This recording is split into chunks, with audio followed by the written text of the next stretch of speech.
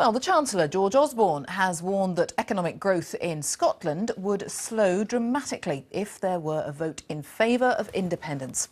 Addressing oil industry executives in Aberdeen earlier today, Mr Osborne said that if Scotland remains part of the UK, families living there would be thousands of pounds a year better off. Well, let's find out a little bit more from our Scotland economics editor, Douglas Fraser, who is in Aberdeen. People watching, Douglas, might say, well, George Osborne would say that, wouldn't he? But give us a sense of the economic argument that he was making there.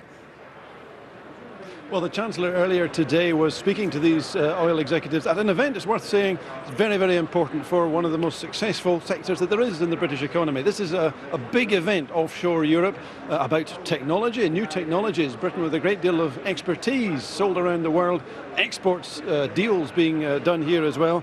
And it's also about helicopter safety. It's less than 2 weeks since 4 people lost their lives in a helicopter crash just off Shetland. But there's one big political issue here as well, and that is the question of oil and gas and how that affects the calculations around Scottish independence and the referendum that we've got just over a year from now. The Chancellor was addressing that issue and also this question, oil and gas, as well as the question of the border effects that there could be. He looked at the Canadian-American border, at Austria and Germany, at the Czech Republic and Slovakia. The Treasury has been doing a bit of modelling around that, the impact that that could have if there's a new international boundary on the River Tweed. Scottish GDP could be 4% higher in 30 years' time if it's part of the United Kingdom. That's £2,000 for every family in Scotland.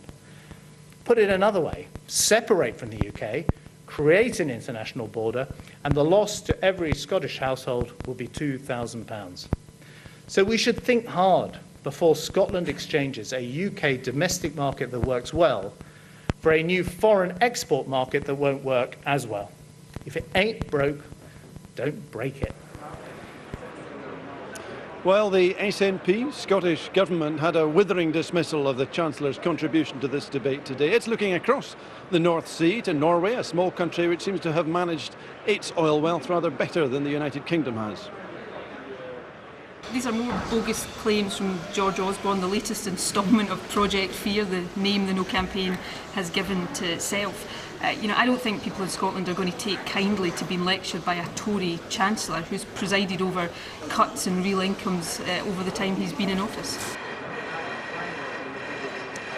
Well, George Osborne, having spoken to executives here in Aberdeen today, got into a Super Puma. They've started flying again today. He's flown off to the Montrose platform. It's an old platform benefiting from the major new investment that's going in, record levels of investment going into offshore oil and gas in the UK sector. He'll be back with our correspondent James Cook later in the day. I think you'll be hearing more from them then. Super. Thanks very much for now, Douglas Fraser in Aberdeen. Thank you.